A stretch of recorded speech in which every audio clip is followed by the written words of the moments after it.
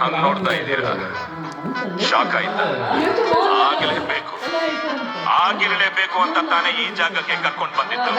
ನಿಮಗೆ ಪ್ರಮೋಷನ್ ಕೊಟ್ಟಿರೋದು ನಿಮ್ ಡಿಪಾರ್ಟ್ಮೆಂಟ್, ಆದ್ರೆ ಮಾಗಡಿ ರೋಡ್ಗೆ ಪೋಸ್ಟಿಂಗ್ ಹಾಕ್ಸಿದ್ದು ನಾನು.